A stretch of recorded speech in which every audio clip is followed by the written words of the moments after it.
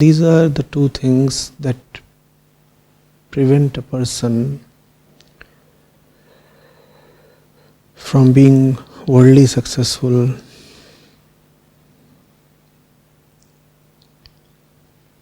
or rather make a person the slave of the world.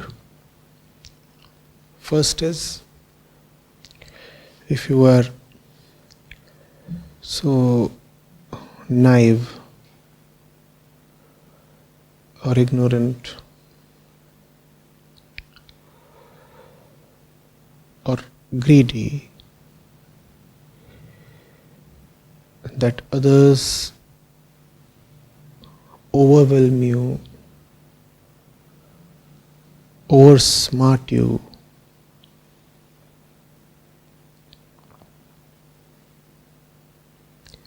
overpower you,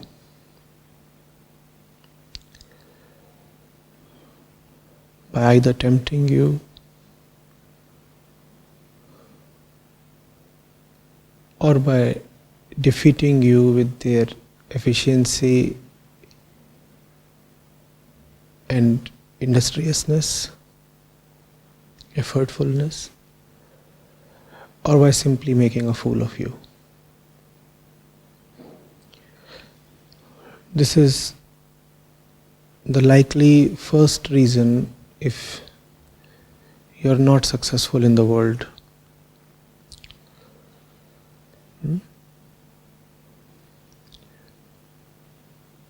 Others are able to deceive you.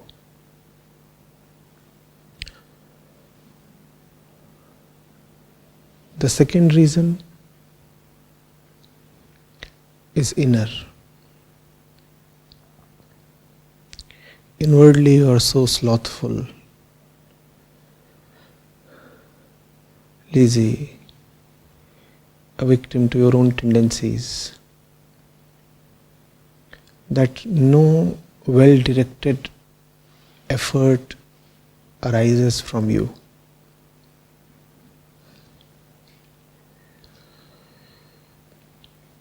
So how will you do anything worthwhile in the world?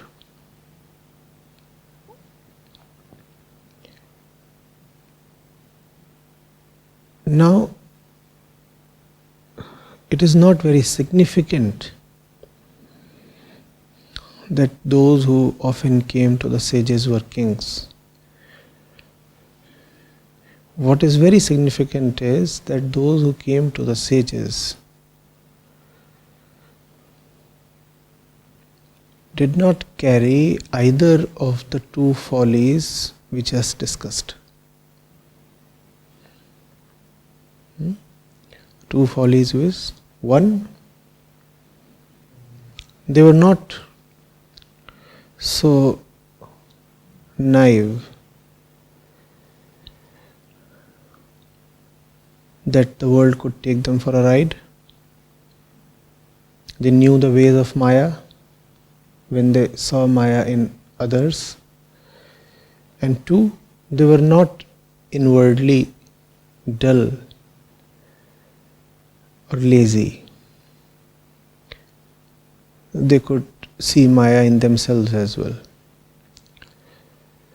So these were people with a certain qualification. And I repeat, their qualification is not that they were kings. Their qualification is that they knew Maya and were successful against it, at least to some extent. A bumbling idiot will not manage to stay king for long, or would he? So if somebody is a king, we know that he holds at least a certain degree of mental sharpness, right? Even if we say that the fellow just happened to have the kingdom in patrimony because his father too was a king, yet he won't be able to carry his inheritance for long, right? If he is an utter idiot.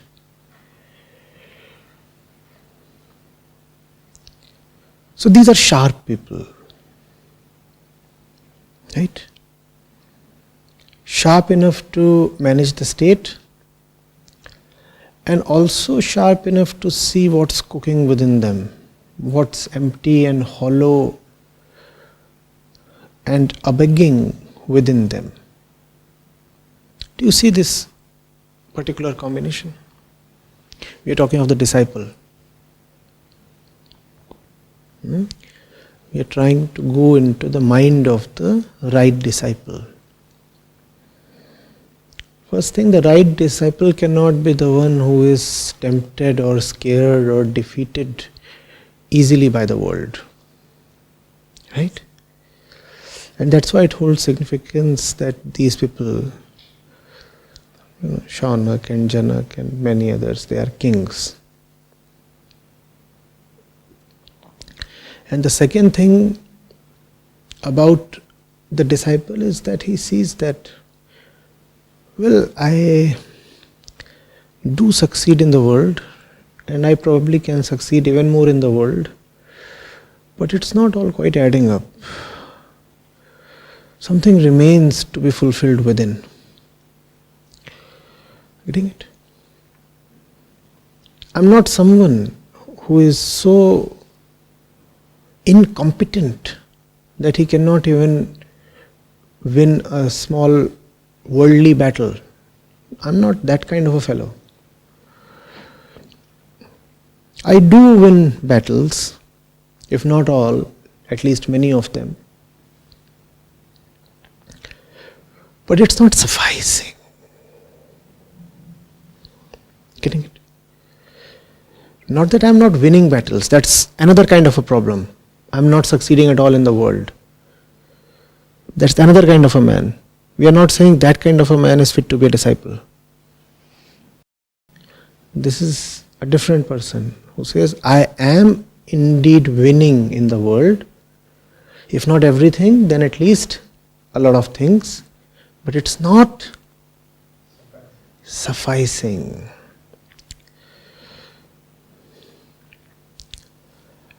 At least the outer Maya I am able to defeat, resist. People come to a king with all kinds of shrewdness and inner mechanisms and deviousness, no? Don't they? If you are a king, you know what kind of conspiracies are hatched against you and all the palace intrigues and such things.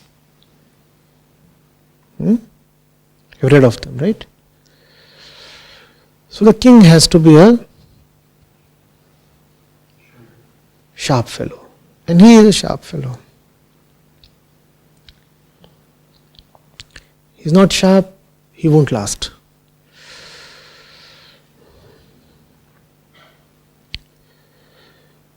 But he also sees that for all his sharpness,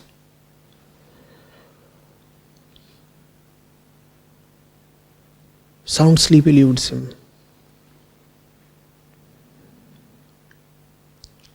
He is sharper than probably the rest of the world, yet not sharp enough for himself. No, that's the problem. He's sharp enough to beat the mechanisms of the outer world, yet something sits within that he's not quite able to make sense of, read.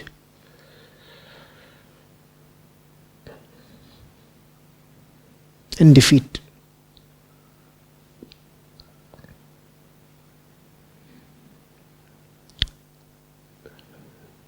This is the disciple. This is the kind of mind that is needed.